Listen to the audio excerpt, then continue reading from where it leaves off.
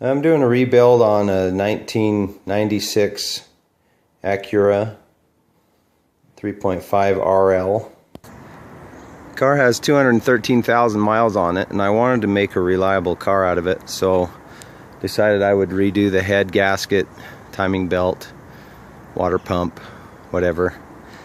It was running perfectly before I tore it apart. So I'm getting to the point where I want to change the head bolts. And actually, after looking at the price of these head bolts, realizing $17 a piece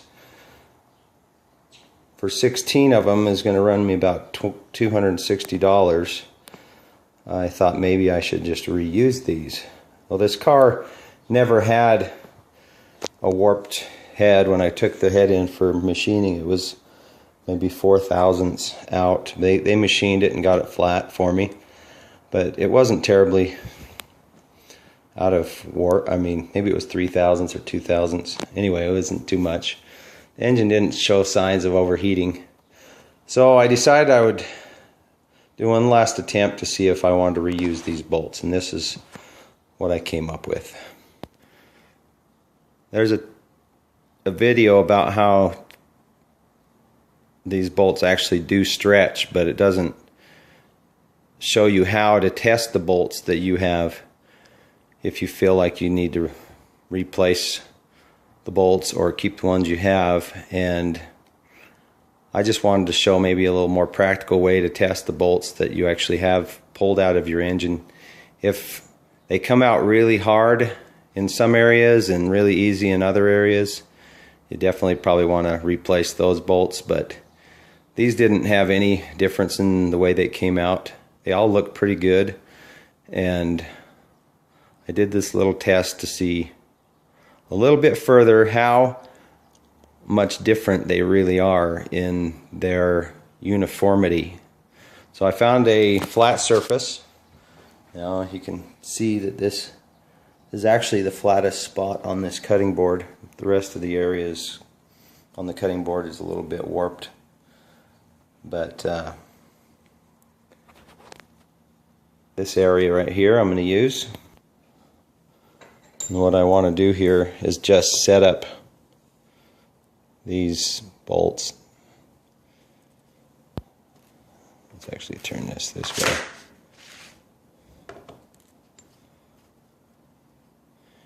End to end along this line. Okay, I've got all these lined up along this edge, and I pushed them all uniformly at the bottom.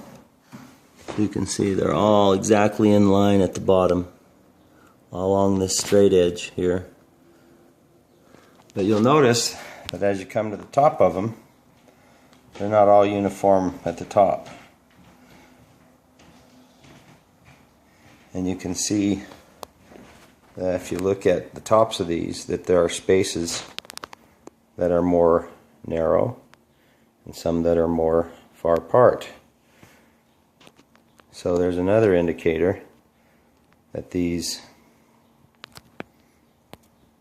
are not exactly uniform. Now the last indicator is I'll take this straight edge and I will set it on top of the threads and see if there's any difference in the lengths.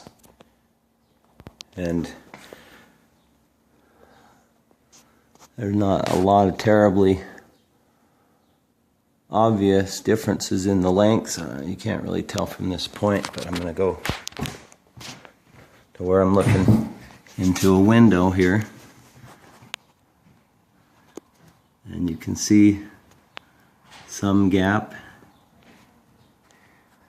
big gap in that spot right there on the second one over from the left. See that? You can see more gaps, real obvious gaps as we go down the line here. Looks like the ones on the end are pretty